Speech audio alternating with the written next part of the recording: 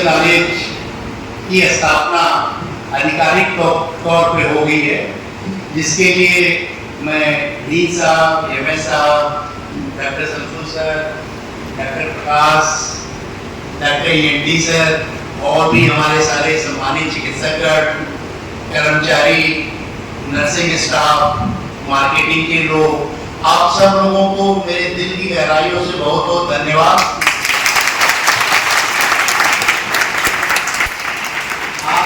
आप लोगों के प्रयास से आज ये सफलता मिली है। शायद अगर आप लोग इतना प्रयास न करते तो हो सकता है अन्य मेडिकल कॉलेजों की तरह हम लोगों को या तो लाइसेंस नहीं मिलता या मिलता भी तो कम सीटें मिलती।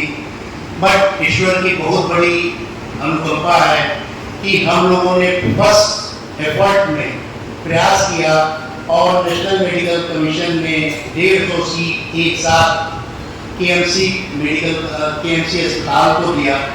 इसके लिए निश्चित तौर पे हमारे सूबे के मुख्यमंत्री योगी आदित्यनाथ जी का बहुत बड़ा योगदान है। जब उनके साथ मेरी 2017 में पहली बार मुलाकात हुई थी तो मैंने उनसे व्यक्तिगत तौर पे अनुरोध किया कि माननीय मुख्यमंत्री जी, मैं इस जनपद में मेडिकल कॉलेज की स्थापना करना चाहता हूँ। तो उन्होंने उस समय उससे कहा था कि आप पहले अपने प्रोफेशनल्स की टीम बना लीजिए, जिस दिन आप बना लोगे उस दिन मैं आपका मेडिकल कॉलेज करा दूंगा। 2017 की बात और 2017 से लेकर के 24 के बीच में जब हम लोगों के देश के प्रधानमंत्री जी ने वन जनपद वन मेडिकल कॉलेज की परिकल्पना साकार की लाई, उस समय सबसे पहले माननीय मुख्यमंत्री जी ने चीफ सेक्रेटरी से ये बोला कि केएमसी अस्पताल के प्रपोजल को मंगवाओ। और फिर चीफ सेक्रेटरी का के पीएस ने मुझे फोन किया कि आप मेडिकल कॉलेज बनाने के लिए अगर इच्छुक हैं तो आप अपना प्रपोजल भिजवाएं। तो उस दिन का समय और आज का इन 7 वर्षों में ये जरूर है कि सफर बहुत ही कठिन था, बहुत ही कठिन सफर था। अस्पताल के निर्माण से लेकर के आज मेडिकल कॉलेज तक के लाइसेंस तक का सफर बहुत ही मुश्किल था। जब 2014 में मैंने यहाँ के स्थानीय जिला कलेक्टर, उस समय आईएएस अधिकारी सौम्या अग्रवाल मैडम थी, तो मैंने उनसे अनुरोध किया, मेरी उनके साथ बातचीत होती थी तो ऑलमोस्ट वो इंस्पायर करती थी कि नहीं आप सोशल सेक्टर में जाओ, आप वर्क करो, इस सेक्टर में वर्क करो, इस सेक्टर में इस जनपद को बहुत जरूरत है। और बातचीत करते फिर मेरे अंदर भी जो एक डिजायर थी उसको करते हुए हम लोगों ने इस अस्पताल की परिकल्पना करी। जब मैं पीछे के 2-2.5 दशक पीछे की अगर बात करूं, उस समय हमारे वालिल्ला यहाँ पे उप जिला मजिस्ट्रेट हुआ करते थे। तो जब मैं यहाँ कभी अगर रात्रि निवास करता था तो 2-4 प्रकरण ऐसे हुए कि कॉलोनी में किसी को हार्ट मतलब प्रॉब्लम हुई, पेन हुआ, तो पूरा मतलब कॉलोनी इस दहशत में आ जाता था कि कार्डियक अरेस्ट हो गया। और वो सरकारी जीप हुआ करती थी, ढकेल करके उसको स्टार्ट करना, पेशेंट को ले जाना, जब तक वो पेशेंट गोरखपुर नहीं पहुंचता था।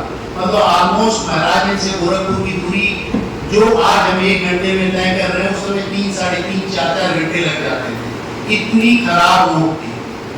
तो पेशेंट को ये लगता था, मतलब पेशेंट से ज्यादा उसके जो तीमारदार थे वो परेशान हो जाते थे। उस समय भी मेरे जहन में हमेशा एक बात आती थी कि अगर ईश्वर ने कभी मुझे अपॉर्चुनिटी दी, मौका दिया, तो मैं निश्चित तौर पर इस सेक्टर में आऊँगा।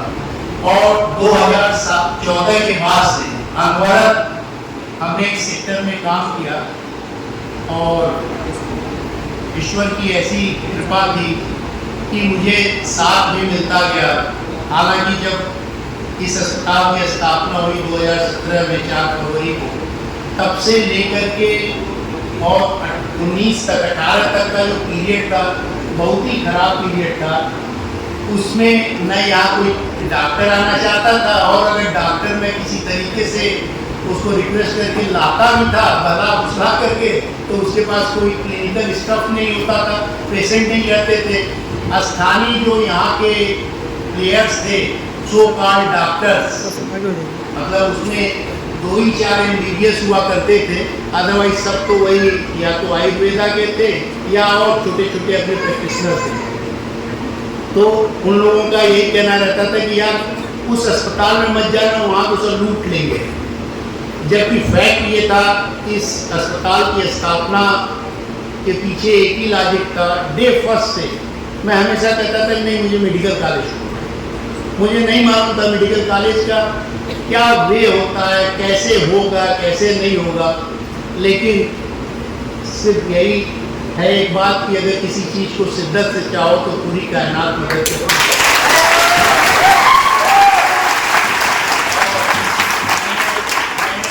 बहुत ही ईमानदारी से, बिना किसी बैकग्राउंड के, मैंने बहुत शिद्दत से चाहा कि इस जनपद में एक मेडिकल कॉलेज हो, एक अस्पताल ऐसा हो जहां वास्तविक रूप से गरीबों की चिकित्सा हो सके। आज आपके इस अस्पताल में 20 रुपए के एक रजिस्ट्रेशन अमाउंट से आप PMCH न्यूरो को भी दिखा रहे हो, कार्डियक को भी दिखा रहे हो, मेडिसिन दिखा रहे हो, आर्टो दिखा रहे हो, गायनी दिखा रहे हो, पीडिया दिखा रहे हो।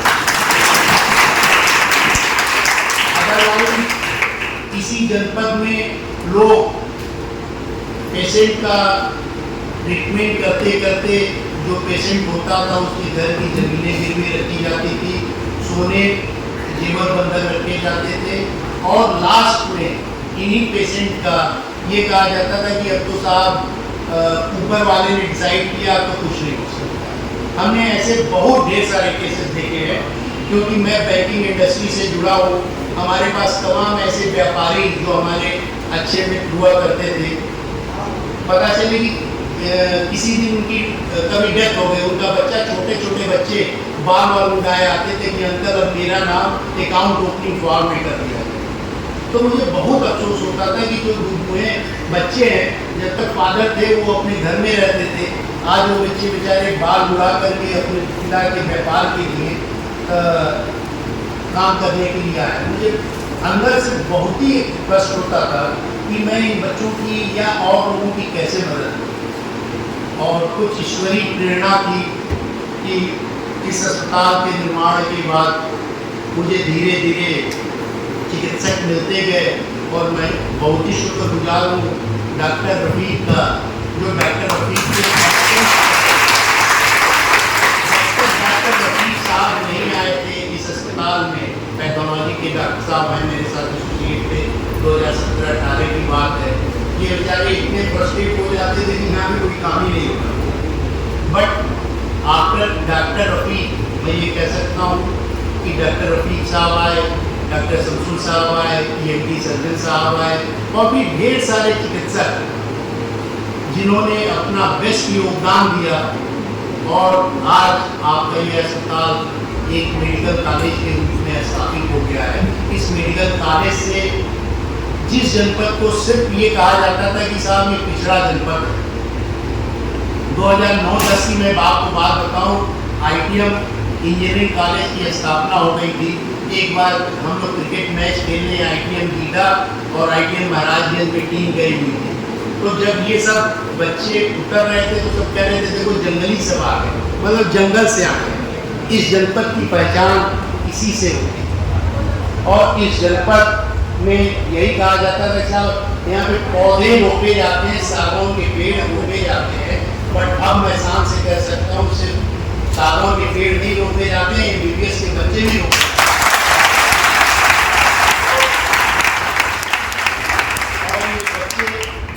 यहाँ से शिक्षा लेकर के सिर्फ इस जनपद का नहीं, इस मंडल का नहीं, पूरे प्रदेश का, पूरे देश में अपनी योग्यता साबित करेंगे, और आने वाले दिनों में इस जनपद का डंका बजेगा निश्चित तौर पे। सिर्फ मुझे आप लोगों का साथ चाहिए, और चिकित्सक, सारे सम्मानित चिकित्सकों से मेरा अनुरोध है कि इसे प्लीज़ आप लोग सरकारी तौर पे ना देखें, आप लोग अपना बेस्ट दीजिए। बिना आपके ये सिर्फ बिल्डिंग रह जाएगी, इस बिल्डिंग की आत्मा तो आप चिकित्सक हो। अगर आप लोग इस ऑर्गेनाइजेशन को अपना ऑर्गेनाइजेशन समझ लेंगे तो न सिर्फ मॉनिटरी गेन बल्कि नेम फेम भी मिलेगा। जानने वाले भी डॉक्टर ये होगा कि मैं साहब KMC में कभी होता था। तो मेरा आप सभी लोगों से एक ही अनुरोध है कि आप लोग अपना बेस्ट दीजिए और विश्वास रखिए, मैं पेशे से न बनिया हूँ, मैं पढ़ा लिखा आदमी हूँ।